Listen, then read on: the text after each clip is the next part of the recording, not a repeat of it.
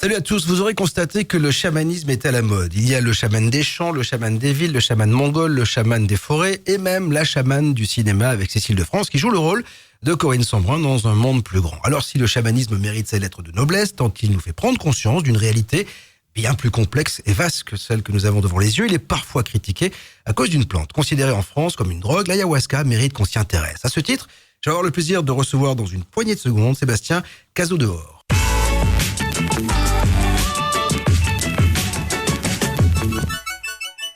Bonjour Sébastien. Bonjour Bob. Ravi de t'accueillir sur BTLV. C'est la première fois qu'on se parle, qu'on se voit. Tu ne connaissais pas BTLV, on va se découvrir mutuellement. C'est exactement ça. Voilà, c'est une bonne chose. Et on va essayer d'en savoir plus sur cette plante, puisque c'est l'ouvrage, quand même, Ayahuasca. 12 années passées dans l'Amazonie équatorienne. J'ai essayé de comprendre depuis que j'ai monté BTLV ce qu'était le chamanisme. Alors, déjà, est-ce qu'on a une définition du chaman ? Non. C'est ça. Non. En fait, il n'y a pas une définition du chaman. Le chaman, c'est un terme qui vient du 19e siècle, qui est rentré dans la langue française au 19e, qui vient du Tougouz, donc de Sibérie, et dont même les origines, l'étymologie est un peu controversée. Ça va de celui qui sait à celui qui agite les membres inférieurs. D'accord. Voilà. Donc, en fait, il y a juste ce terme qui vient couvrir énormément de choses. Je vais dire, sans être méchant, tout et n'importe quoi. Et donc, ça va effectivement du chaman d'Amazonie au chaman de Sibérie. Donc là, on est plus proche des origines, effectivement, puisque le mot est attaché à ces personnes. En gros, dans la définition, on va dire, la plus traditionnellement acceptée, le chaman est une personne qui est en contact avec les esprits et qui s'occupe de faire la passerelle, en fait, entre les gens de son village ou de sa communauté et ses esprits. Ça veut dire qu'un médium est chaman ? Un médium est chaman, alors ? Parce qu'en fait, les médiums disent la même chose. Alors, si dans l'Amazonie, par exemple, selon les cultures, il y a le chaman qui s'occupe de guérir les gens, il y a le chaman qui s'occupe de trouver les plantes pour préparer les remèdes pour les différentes personnes, il y a le chaman qui peut s'occuper, par exemple, de trouver les esprits animaux pour la chasse, pour ce genre de choses. Il y a le chaman, voilà. En Amérique du Nord, il y en a même qui vont s'occuper de la météo ou ce genre de choses. Des chamans, oui, la définition est tellement large que c'est vraiment cette relation avec le monde des esprits et le monde du vivant. Alors, vous êtes anthropologue de formation. Oui. Donc, vous avez les pieds sur terre au départ, quand il arrive. Et puis, il y a ce côté quand même mystique, de l'esprit, etc. Vous êtes tombé dedans, un peu comme Astérix dans la Obélix, en tout cas. Sans le poids. Mais qu'est-ce qui vous a fait, qu'est-ce que ça vous a ouvert comme... Je disais tout à l'heure en préambule, c'est-à-dire que le chamanisme nous fait prendre conscience d'une autre réalité. D'ailleurs, c'est l'objet du film de Cécile de France, sur Corinne Sambrun, c'est que il y a bien sûr ce que l'on voit, les fréquences que l'on ressent, et puis il y a tout un tas de trucs que l'on voit pas et que l'on perçoit pas. Aujourd'hui, ça paraît, c'est à la mode, bien sûr. Oui. Malheureusement. Alors oui et non. Malheureusement, ça dépend. Il y a toujours des bons côtés dans tout. Le fait que ça soit à la mode et qu'on parle sur ces informations et qu'on en parle, ça permet à beaucoup de gens qui n'auraient pas eu ces options-là, ces possibilités, ces connaissances, de trouver quelque chose de plus et de pouvoir avancer. Donc ça a un côté positif, malgré tout. D'accord. Mais le problème de la mode, c'est qu'effectivement, après, tout le monde se réclame du chamanisme. Je disais tout à l'heure, chaman des villes, chaman des champs, etc. C'est-à-dire que vous faites 2 stages de 3 jours et vous êtes chaman. Donc voilà. Il y en a. Il y en a. On en trouve, même si vous allez au Pérou, vous parlez à Iquitos, c'est une ville qui est dans le centre de l'Amazonie au Pérou. Des chamans se disent chamans juste parce qu'ils ont le bon habit et qu'ils savent préparer la plante et qui peuvent recevoir des touristes, en l'occurrence, parce que là, ça devient touristique. Et là, oui, il y a un vrai danger, un vrai risque, parce que c'est des gens qui sont pas pris en charge correctement, il peut se passer des choses, comme j'en parle dans le livre, effectivement, quand on commence à mélanger d'autres plantes avec l'ayahuasca, là, les dégâts peuvent être considérables, voire même... Mais nous, on a un cadreur ici qui a fait l'expérience, mal encadré, il a fait un bad trip. Ah, c'est pas drôle, hein. Mais c'est pas censé être quelque chose qu'on fait pour le fun. Non, c'est pas récréatif. C'est pas récréatif du tout. C'est pas un pétard, quoi. Ah ouais, non, mais même, de toute façon, même, je veux dire, les chamans qui utilisaient la marijuana autrefois dans leur pratique, vous direz encore aujourd'hui que même le cannabis, c'est pas récréatif. C'est une plante médicinale, c'est une plante qui doit être respectée dans ses vertus traditionnelles comme elles l'ont toujours été, mais si on commence à faire n'importe quoi avec, les résultats, ça sera du n'importe quoi aussi. On sait Quand on voit apparaître l'ayahuasca, parce qu'effectivement, on parle souvent d'ayahuasca avec l'Amazonie, parce que est-ce que déjà, je vous demanderais si en Sibérie, ils ont ce genre de plante ou s'ils ont autre chose, mais on sait quand est-ce qu'on la voit apparaître, cette plante, ou pas? C'est délicat. C'est-à-dire que si on va du plus optimiste au plus pessimiste, voilà, on va faire très clairement. Celui qui est irréfutable, c'est le premier écrit. Donc c'est les colons espagnols, donc environ 500 ans. D'accord. Donc ça veut dire que quand les colons espagnols sont arrivés, l'ayahuasca était déjà là et pratiquée. Et ils se sont défoncés. Et ils se sont non, ils ont surtout l'église est passée à ce moment-là.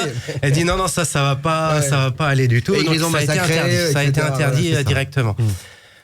Des archéologues, peut-être un peu zélés, vont montrer jusqu'à 15 000 ans. Ah, quand même. Quand même. D'accord. Maintenant, des archéologues sérieux ont trouvé des traces de préparation d'ayahuasca et d'ailleurs de préparation d'autres plantes comme ça, qui remontent aux alentours de 3000 ans. D'accord. Donc, si on veut être, j'allais dire, cohérent et scientifique un petit peu, on va dire 3000 ans. Voilà, 1000 ans avant Jésus. Ça paraît à peu près, voilà, ça paraît raisonnable.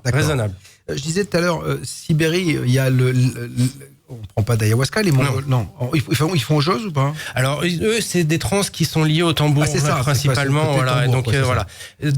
D'autres plantes comme tu en parlais que l'ayahuasca, il y en a d'autres. C'est ce qu'on appelle les entéogènes. Il y en a à peu près une dizaine sur la planète. Les plus connus, donc c'est l'ayahuasca, l'iboga, le San Pedro et le peyote. Ouais. Voilà. Il y en a d'autres encore. Quelle idée d'avoir fait un bouquin sur l'ayahuasca, parce qu'on sait que c'est interdit en France, on n'a pas le droit d'en prendre, c'est considéré comme une drogue, ce que je disais au début. En Belgique, c'est autorisé, je crois qu'en Espagne aussi. Non ? Non. Autorisé, non. D'accord, je crois qu'on toléré. Ah, oui, d'accord. C'est-à-dire que c'est pas interdit, mais c'est pas autorisé non plus. D'accord. Donc tout va bien jusqu'à ce qu'il y ait un problème. Ouais, c'est ça. Donc vous avez un problème avec quelqu'un qui en prend et c'est vous qui avez donné la plante. Voilà. Vous allez en prison. Voilà, exactement. En gros, c'est ça. En gros, c'est ça. Cette plante, c'est une plante chamanique. Donc vous avez passé, je le disais, 12 années. Qu'est-ce qu'on y fait là-bas? Dans l'Amazonie, il y a plein de trucs à faire dans l'Amazonie. C'est génial. Moi, toutes les rivières, donc on a beaucoup de rafting, de kayak, les balades en forêt, découvrir les populations indigènes. Il y a des bestiaux monstrueux aussi, quand même. En fait, c'est quand même un endroit hostile pour l'homme. Hostile, non. Ah non? Ah non. C'est très sain. Beaucoup plus sain qu'on le pense. Ouais. Faut pas être... Nous, là où on était, j'étais encore avec, je crois, 300-400 mètres d'altitude à peu près. Donc, on n'a pas de marécage dans ces zones-là. C'est de l'eau qui court, donc on n'a pas d'humidité excessive, pas de moustiques. Ouais. Contrairement à ce que voilà, ça aide quand même pas mal. Et non, les bestioles, on s'y fait même. On a les migales dans la maison. Bon, on les met gentiment dehors. Voilà, c'est pas méchant, ça fait pas de mal avec qui que ce soit. Les serpents sont pas stupides, ils s'approchent pas, sinon ils savent qu'ils vont prendre un coup de machette. Non, c'est des animaux qui ont quand même un sens. Ils rentrent pas n'importe où. D'accord. Vous vous êtes découvert là-bas? Oui. C'est ça?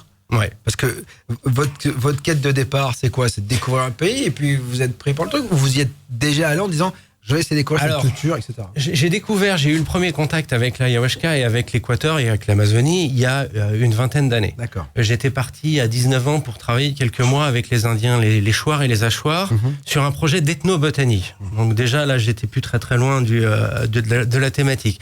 Forcément, je m'intéressais à toutes ces choses-là, toutes ces plantes un peu sacrées, ces plantes un peu mystiques, médicinales ou autres.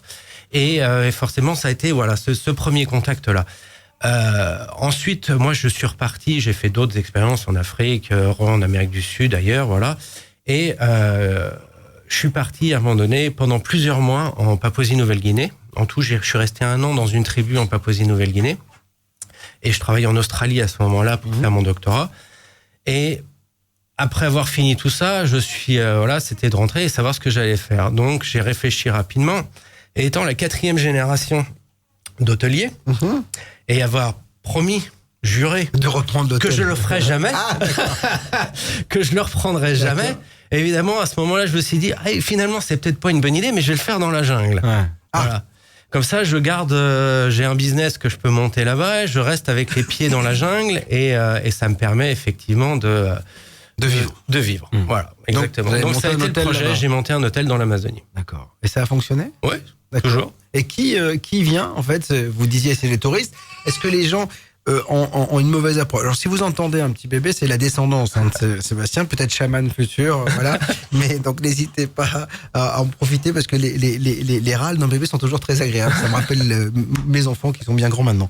Mais oui, Les gens, ils vont pourquoi? Parce que il y a le côté, il y a la filière défense. Il y a quand même des gens, on le sait, donc il faut être clair. Il y a des gens qui y vont pour se défoncer. Il y en a vraiment qui y vont pour essayer de se trouver, pour essayer de voir le monde des esprits. Oui. Voilà. Oui. Ça. Alors il y a un côté très étrange en fait quand on considère le fonctionnement d'aller faire une retraite, surtout avec l'ayahuasca, une retraite chamanique dans l'Amazonie. Ce qui est très très étonnant, c'est que traditionnellement, les gens ne prennent pas l'ayahuasca. Les indigènes, c'est très rare qu'ils la prennent. Parce qu'ils en ont une trouille monstrueuse. Ah bon? Ils la font pour le tourisme, mais ils la prennent pas. Il y en a plein qui le font une fois et ils disent plus jamais. Ah ouais? Les indigènes, oui. C'est le boulot du chaman de prendre l'ayahuasca. Il faudrait vraiment que la personne ait un problème physique grave et que le chaman lui donne pour aider à le résoudre parce qu'il n'y arrive pas autrement. Le principe de la retraite chamanique, normalement, c'est le principe d'une retraite pour un chaman. C'est-à-dire c'est son apprentissage, où il va des mois dans une forêt apprendre l'ayahuasca tous les 2-3 jours en diète permanente, il va diéter d'autres plantes, il va être reclus complètement dans la forêt. Ça, c'est le principe d'initiation d'un chaman. C'est pas le principe de traitement de quelqu'un.